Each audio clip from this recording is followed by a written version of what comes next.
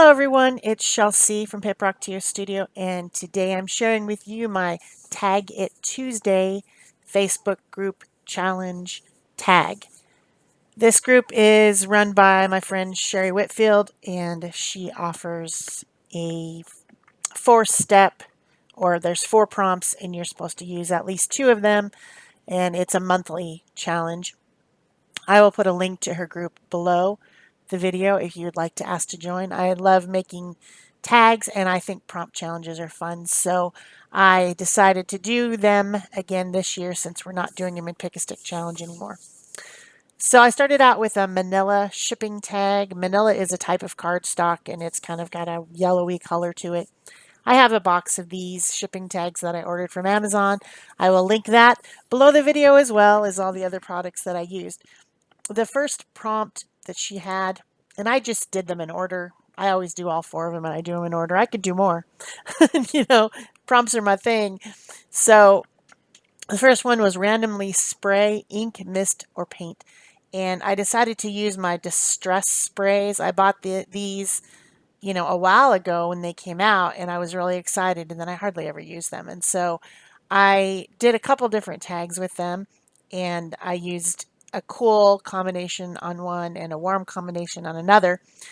And these are interesting products. I'm sure you guys have seen them before, but they do a lot of weird things when they interact with each other and when they interact with water.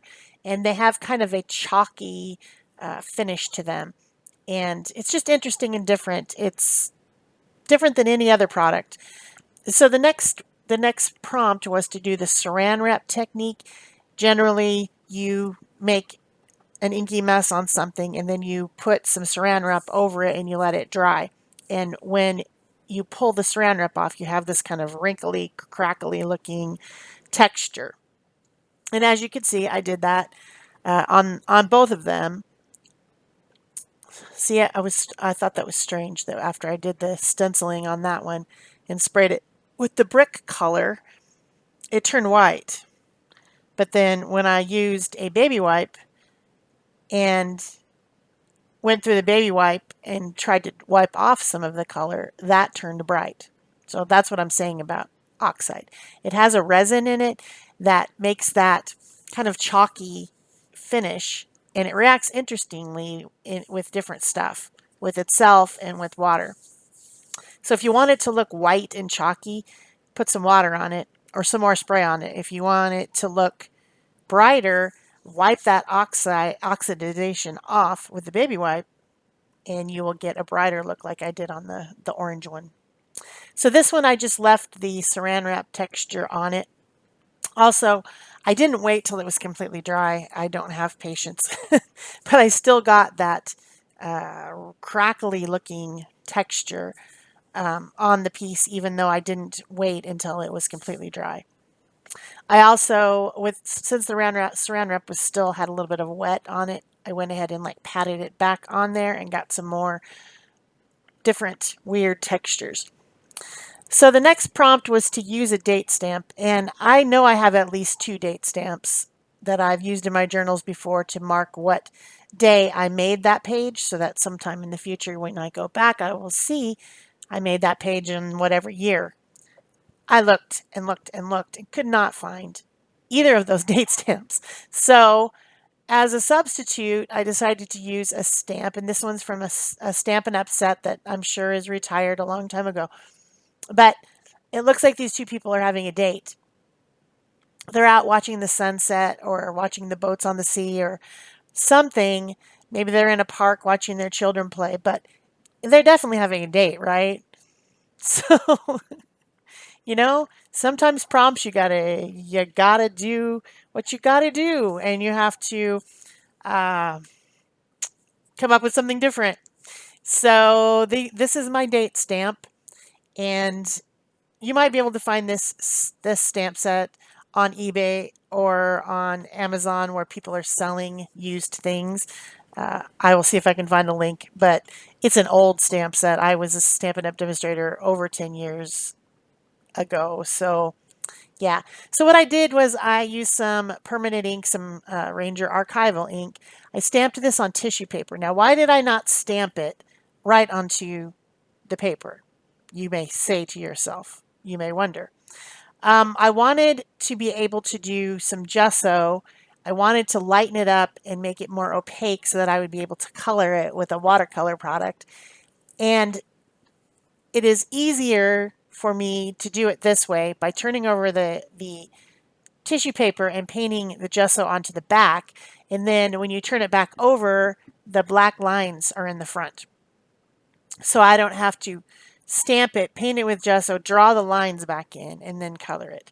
So that's also, it's great, easy positioning when you do it this way because you position it wherever you want it. So then I put some napkin decoupage. This is from Deco Arts. It's for napkins and tissue type stuff.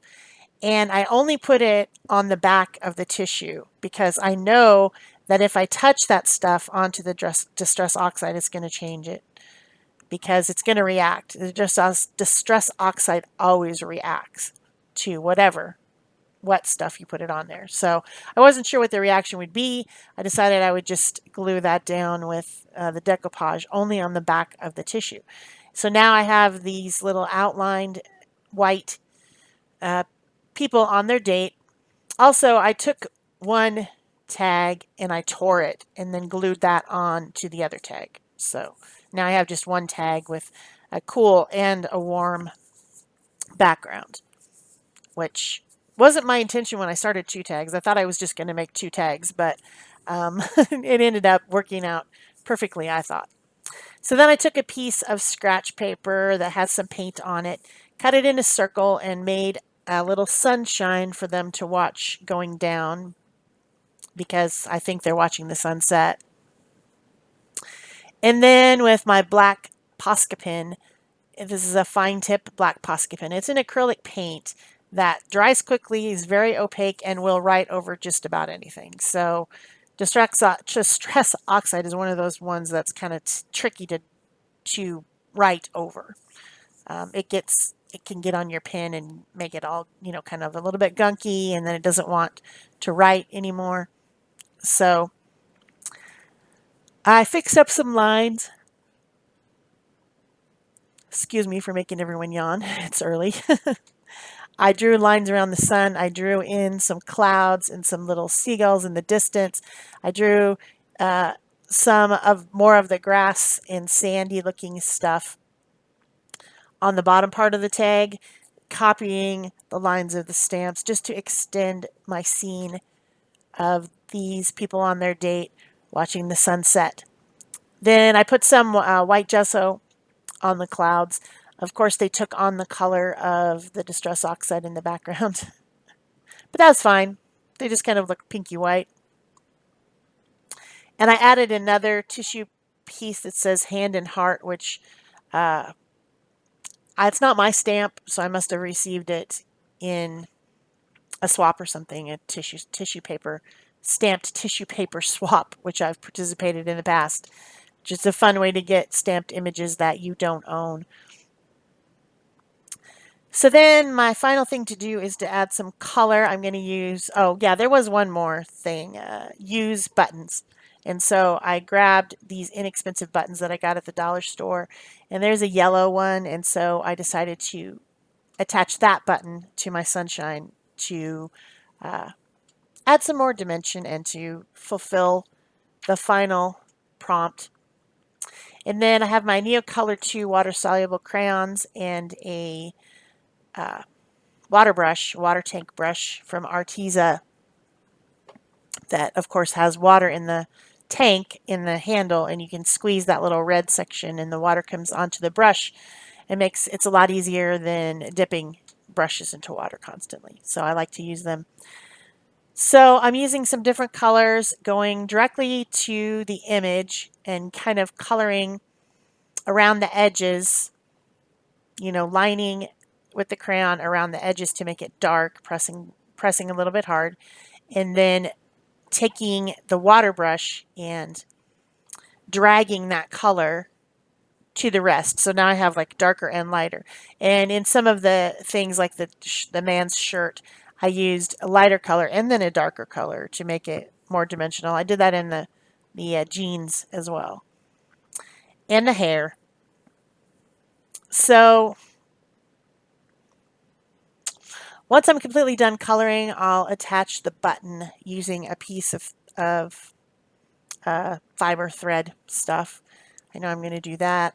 If you're enjoying this video, please remember to give it a thumbs up. You can leave me a comment or question below, and subscribe, turn on your notification bells, share it on Pinterest. And if this is your last video for the day, please click over to someone who has 1 million subscribers and watch them for a couple minutes before you click off of YouTube. I do get punished if you watch my video and then leave YouTube because they think that my video was bad and it made you leave, which is completely ridiculous, but that is the way it is. So I'm just telling you guys. I finished up by adding a little bit of sand color and green color to the bottom around those areas, and putting some white again on the clouds, touching up any lines with my black Posca pen, and then I'm going to mount this on another piece of cardstock because I like to have a border around the edge, and I will add some fibers. Oh, here I am putting I'm using my pokey tool to poke a couple holes so that I can tie this little button on with some orange thread. I think it's waxed linen. It took me a minute to get it to go through. You know, I didn't use a needle or anything. I thought this would be simple. It didn't want to go through, it wanted to separate. You know how thread acts. Sometimes it does that. But I did get the button tied on, and it looks cute. I like it. At first I thought, oh, that's weird to have this button in the middle of your composition, but it actually turned out really cute. So I'm happy with it. The cardstock that I put around the back is kind of a dark purple color, similar to what's at the bottom of the tag, dark plum color. And the fibers are torn sari,